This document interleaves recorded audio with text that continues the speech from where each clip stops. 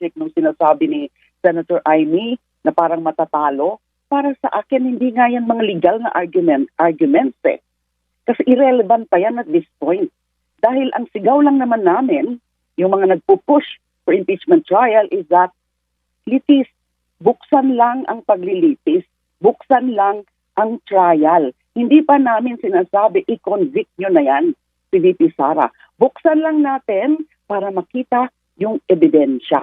So yung mga numero ngayon, yung mga speculation, sino boboto for acquittal, sino yung posibleng conviction, ay hindi pa po yan para sa akin relevant. Pag-usapan po natin uli yan kapag lumabas na yung mga ebidensya during the trial.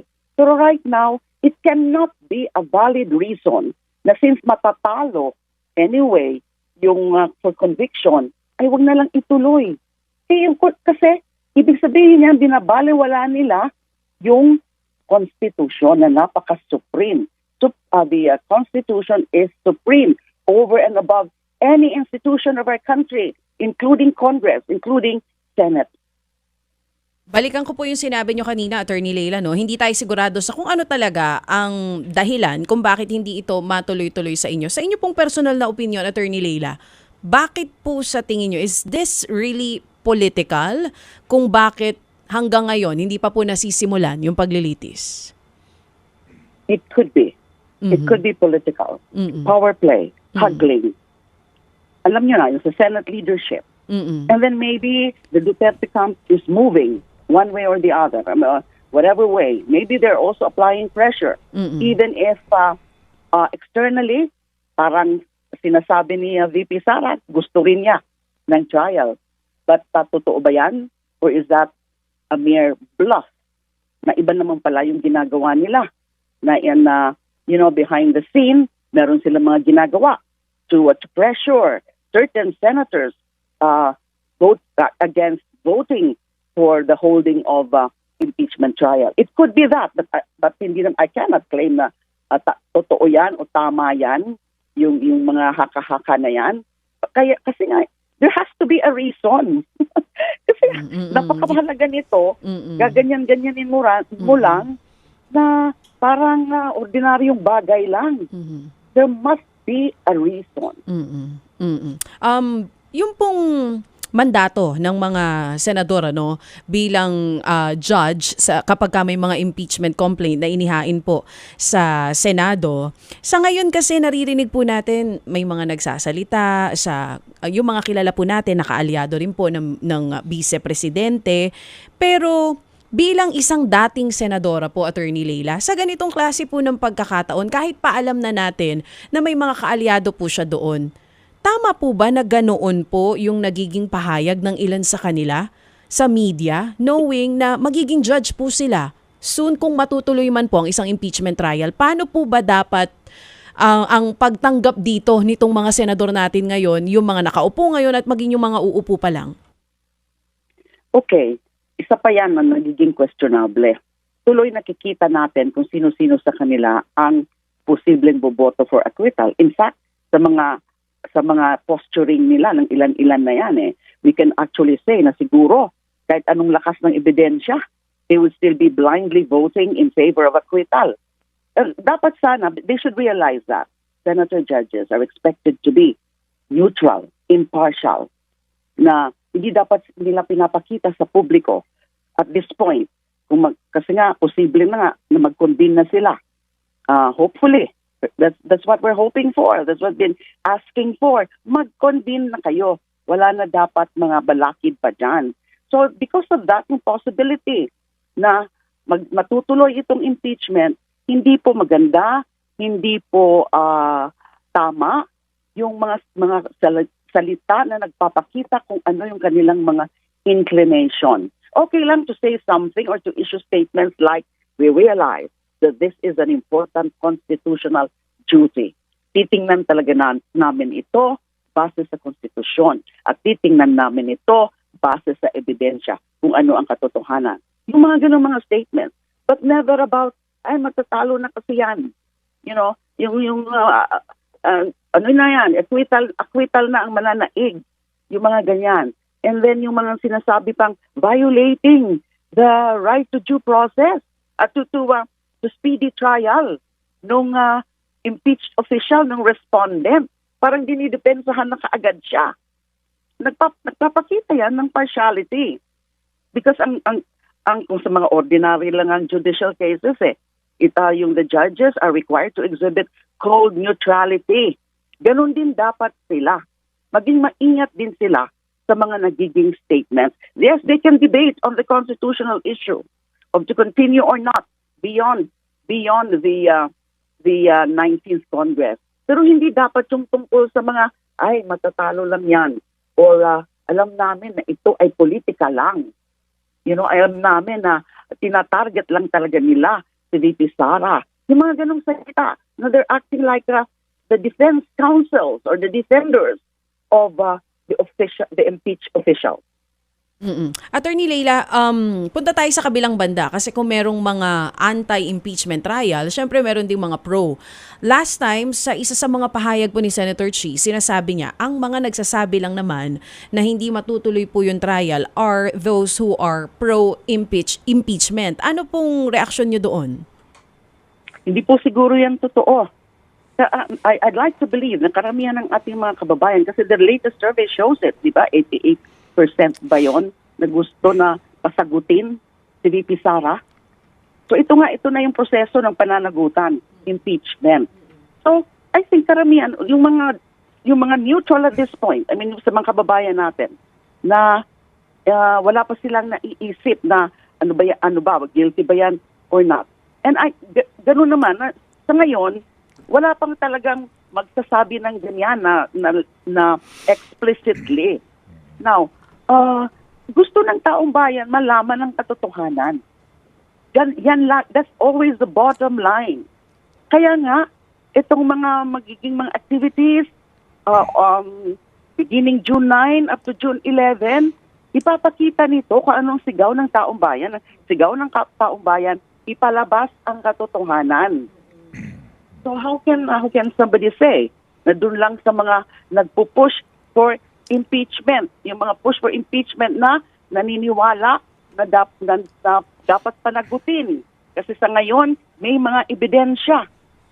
So it is ang national interest calls for the holding of the impeachment trial because it is about upholding the supremacy of the Constitution, yung checks and balances, accountability. Marami nang nagsasalita. The latest is yung 100 plus na mga members of the faculty of the UP College of Law. Opo. Actually, maganda nga ang kanilang punto rito. Mamaya tutunghayan ko po ito, Madam Senator. Baka lang pwede namin makuha po ang inyong maiksing sagot dito at pag-aanalisa na rin dito sa naging draft resolution na nanggagaling daw sa office ni Senator Bato. Ito lang po, kung kayo po sasagot dito, how do you rebut ang claim sa resolution, pinagkaitan nyo ang Vice Presidente ng right to speedy trial dahil nga sa hindi agad hindi umusad yung proseso. At ngayon nga, inaabot ng sa pagbilang namin dito, mga 100, almost 4 months. Ma'am, anong sagot nyo rito?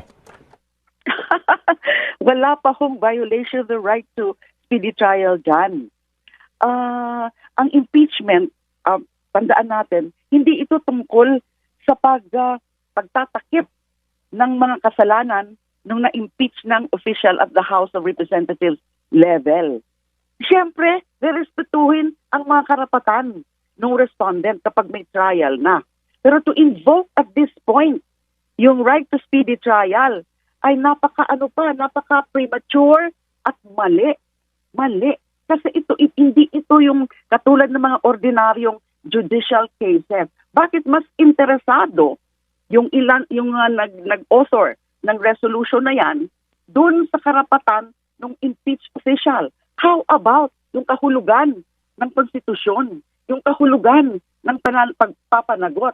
At kasalanan ba natin na nagtagal ng 4 months? Kasalanan nila, they did nothing, and then yun ang magiging excuse nila. Violation of the right to speedy trial. Opo, yes ma'am. Well said. absurd. Opo.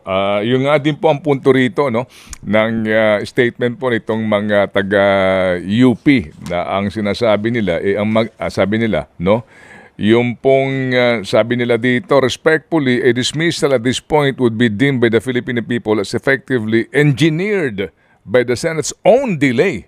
No, doon sa inyong hindi pag-aksyon ngayon, ginagawa niyong katwiran yan. No?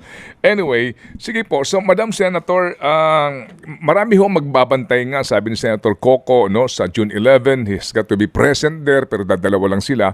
At inaabangan po at kumbaga, bagamat nangangamba, umaasa pa rin po na matatauhan ang karamihan sa kanila na ituloy itong kanila pong constitutional duty. Paano kaya, ma'am, kung sa simple case ng kawalan ng quorum? Questionable rin yan. So, ibig sabihin ay they're abdicating their constitutional duty, their constitutional mandate. It would be equally abominable. It would be equally detestable na dahil walang quorum, non-appearance, no show, ayan. That's effectively killing, again, the impeachment case. Pareho rin yan. Parehong epekto niyan. Is either may quorum and then ipupush nila yung resolution na yan na declaring the de facto or functional dismissal of the impeachment case. And then yung pagkawalan ng quorum, pareho ang epekto. Anong epekto? Pinatay nila yung proseso ng impeachment. Okay, sige po. So basically po ma'am, sa aming pagkakaintindi ngayon, sa mga katanungan sa inyo ni Chacha at ang ating po naging panayam na ito, ang gusto niyo hong mangyari, buksan yung pong impeachment court sa pamamagitan po ng pagsumpa nila bilang senator judges, simulan po yung trial doon sa unang mga pangangailangan nito, no, yung pagbubukas nito, pagpapasagot po sa respondents, and then kung hihinto man sila, dapat mailinaw nila na ito'y dapat na ituloy ng next Congress. Ganun po ba yon? Yes, that is the ideal situation, which is following the very spirit of the Constitution.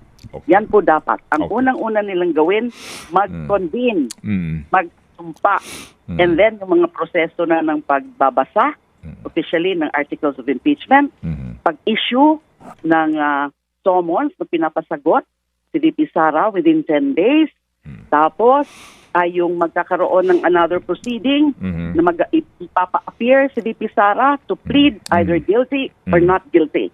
Tapos pre-trial. Okay. Ayun. So kung matapos man yan o hindi before the onset of the 20th Congress, hindi po yan balakid. Hindi po yan dapat dahilan na hindi na itutuloy kung hindi nila matapos. Opo, sige po. Up to the 20th Congress.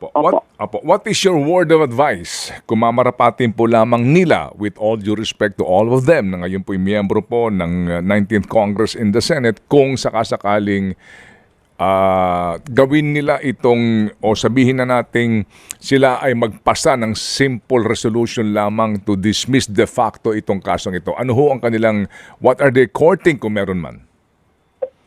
They are courting a big constitutional error. Both the constitutional is an abdication of their constitutional duty. Ang advice, ang pinaka-advice lang po natin ngayon, just obey the Constitution. Enough of the dribbling. So they will be courting what public ire.